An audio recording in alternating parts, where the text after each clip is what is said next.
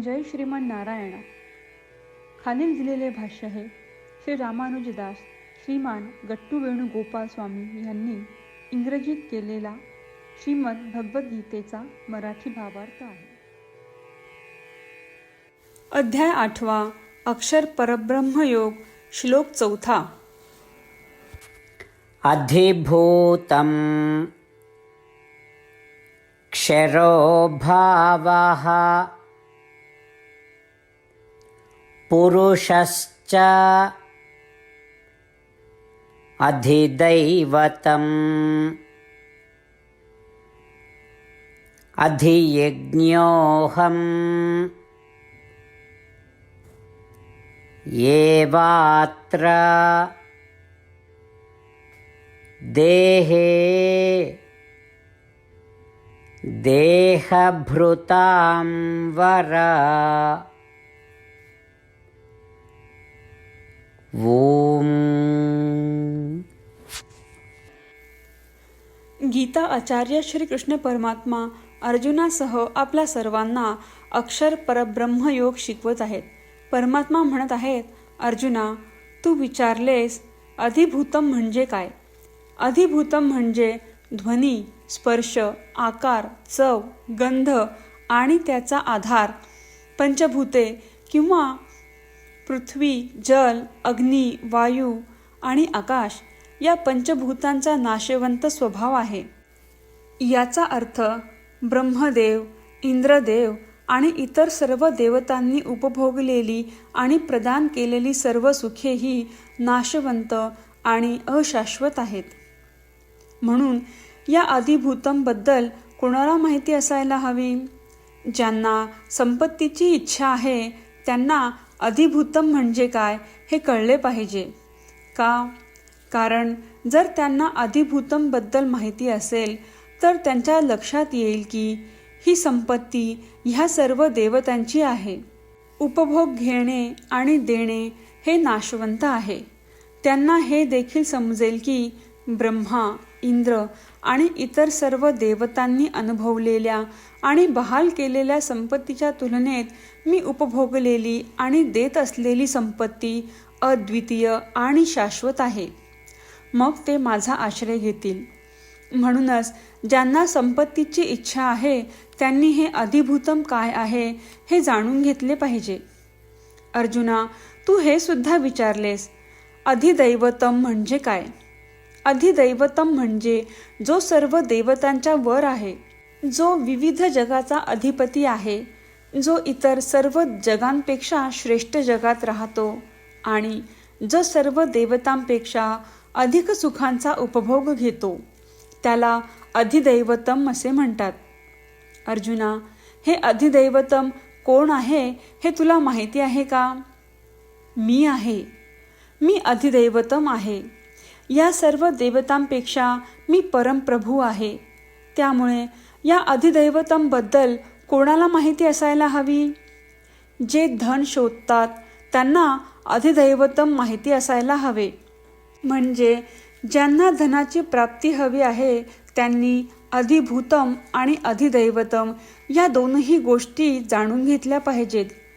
तरच त्यांना कळेल की मी सर्व देवतांपेक्षा श्रेष्ठ आहे आणि नाशवंत संपत्तीपेक्षा मी अविनाशी संपत्तीचा दाता आहे.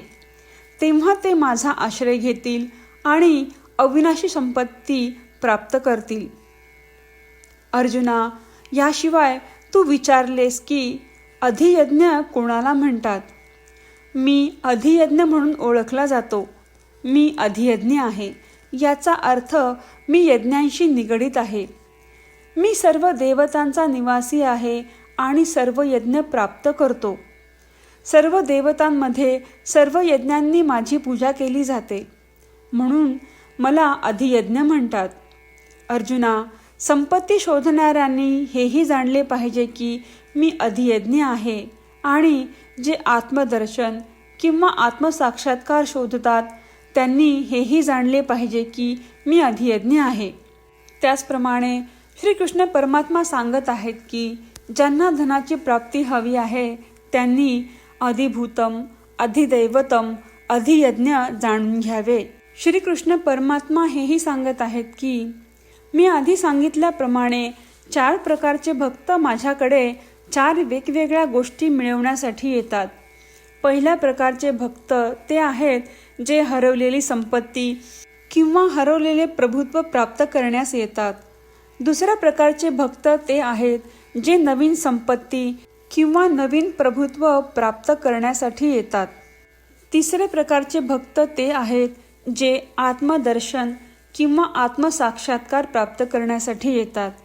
चौथ्या प्रकारचे भक्त म्हणजे मला प्राप्त करण्यासाठी येतात. पहिल्या 2 प्रकारचे भक्त जवळपास सारखेच असल्याने त्यांचा एक गट करता येईल. तर आता हे 3 प्रकारचे भक्त आहेत. या तिन्ही प्रकारच्या भक्तांनी मी अधियज्ञ आहे हे जाणून घ्यावे. त्याचप्रमाणे श्रीकृष्ण परमात्मा अर्जुनाच्या सर्व प्रश्नांची उत्तरे देत आहेत. श्रीकृष्ण परमात्म्यांच्या शिकवणीचे चिंतन करताना आपण इतर देवतांकडे गेलो तर आपल्याला नाशवंत संपत्ती मिळते हे समजून त्याऐवजी आपण श्रीकृष्ण परमात्मा किंवा श्रीमन नारायण यांच्याकडे गेलो तर आपल्याला अविनाशी संपत्ती मिळते.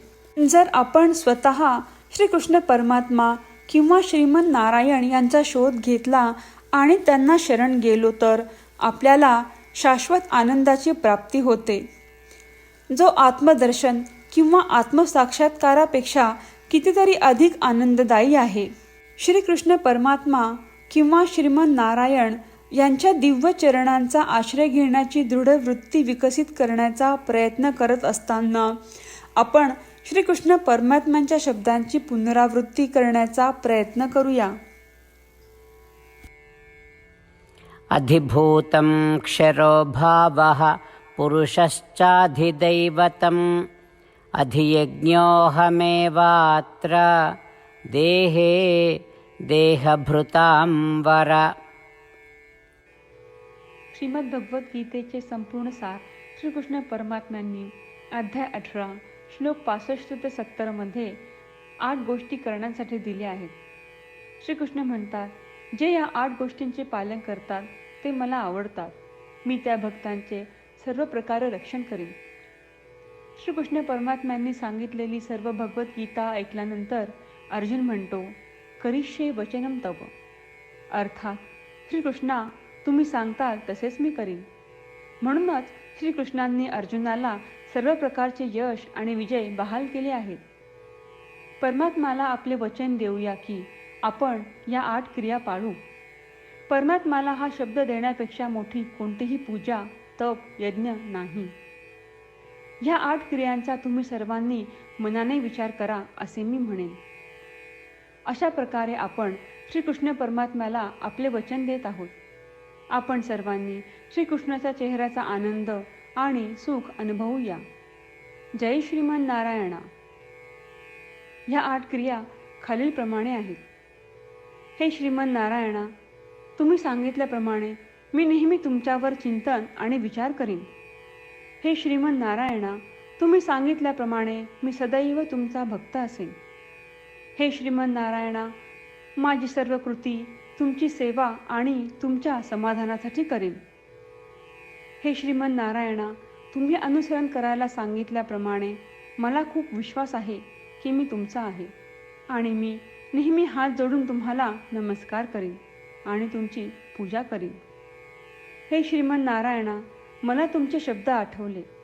मामेकम शरणम व्रज, जे तुम्ही एकट्याला शरण जायला सांगितले आहेत. श्रीमन नारायणा, मी एकटाच तुम्हाला शरण जातो. हे श्रीमन नारायणा, मला तुमचे मा शुचाह शब्द आठवले की तुम्ही आम्हाला दुःख न करण्याचे आश्वासन देत आहात. मी यापुढे शोक करणार नाही. हे श्रीमन नारायणा, तुम्ही आमच्यासाठी श्रीमद भगवद्गीता देऊन आम्हा सर्वांवर कृपा केली आहे आणि आशीर्वाद दिला आहे. मी दररोज किमान 1 श्लोक वाचण्याचे किंवा ऐकण्याचे वचन देतो. हे श्रीमन नारायणा, तुम्ही गीता सर्व मानवजातीपर्यंत पोहोचवलीस. मी गीतेतील तुमचे दैवी वचन त्या भक्तांपर्यंत पोहोचवण्याचा प्रयत्न करेन जे गीतेला अपरिचित आहेत. हे श्रीमन नारायणा, तुम्ही सांगताल तसेच मी करेन. तुमच्या इच्छेप्रमाणे वागेन आणि तुमच्यासाठीच काम करीन. श्रीमन नारायणाला आपण वचन देऊयात की दररोज त्यांनी सांगितल्याप्रमाणे आपण आचरण करू. हीच एक महान पूजा आहे. श्रीमन नारायणा करिष्ये वचनम तव. श्रीमन नारायणा, मी तुमच्या सूचनेनुसार वागेन. अधिभूतं क्षरो भावः पुरुषश्च अधिदैवतम्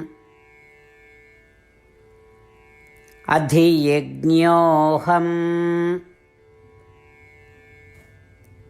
एवात्र देहे देहभृतां वर.